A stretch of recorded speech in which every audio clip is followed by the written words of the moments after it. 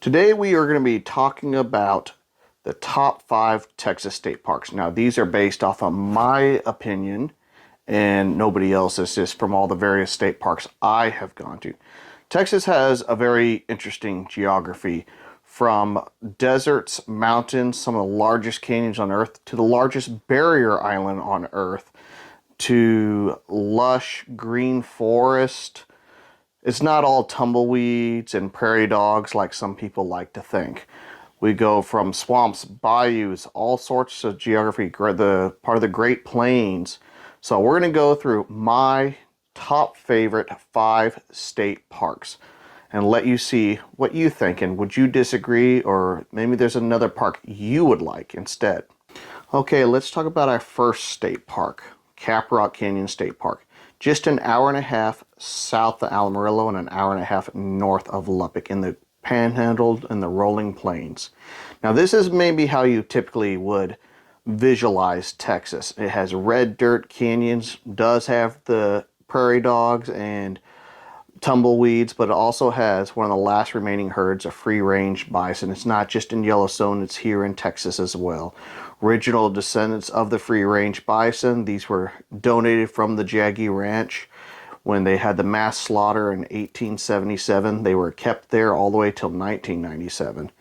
And just a beautiful park with amazing sunsets.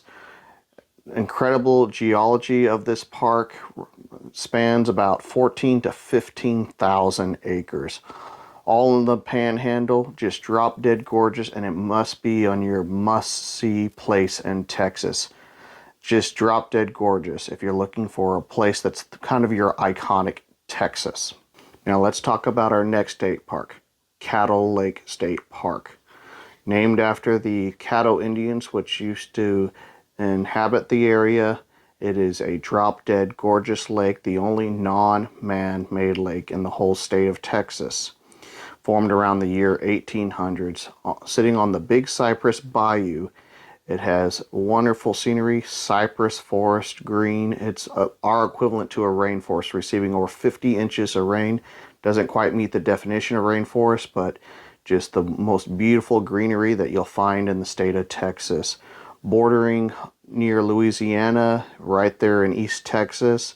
It is definitely a must-see state park, only covering less than 500 acres, but it is just an absolute sight to behold. You will love the trails that they have all throughout the state park.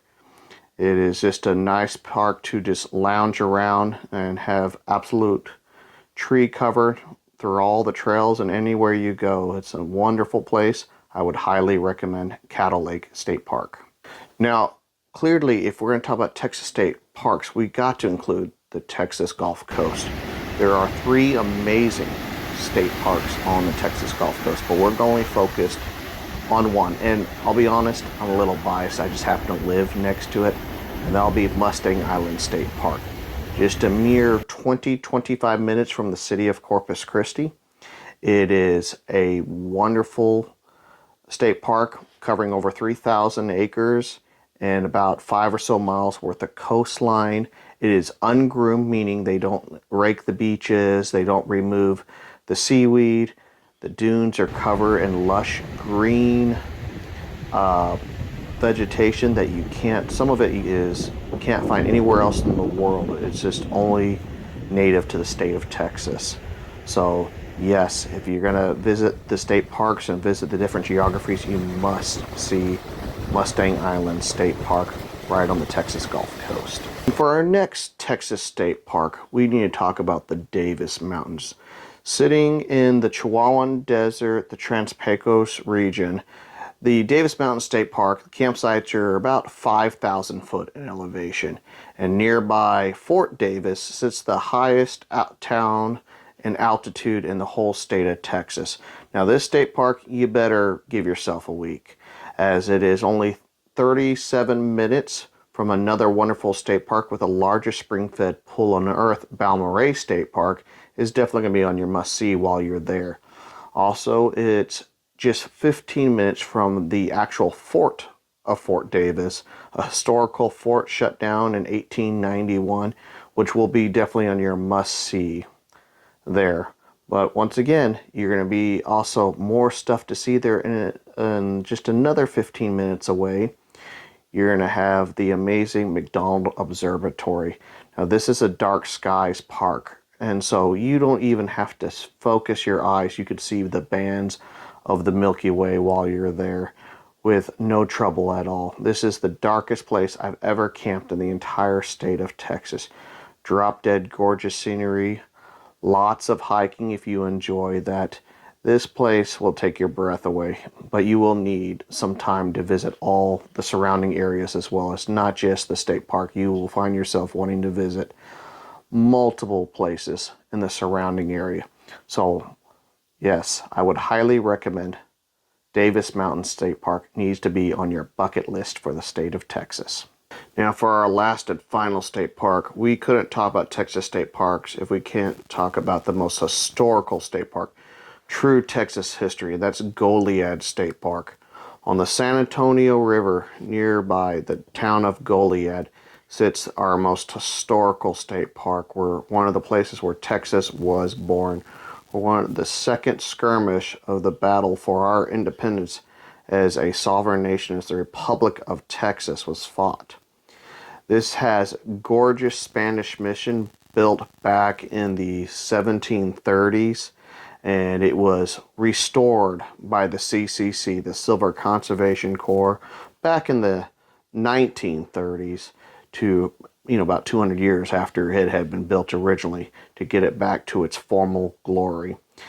There's nearby Spanish missions nearby as well, not just within the state park, that are definitely a must-see. This is true Texas history if you're interested in looking at it.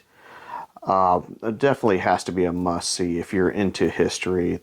This is one of the places outside the Alamo that where our state, our nation at the time was born, and that's Goliad State Park, and it has to be on your bucket list if you're going to visit a Texas state park.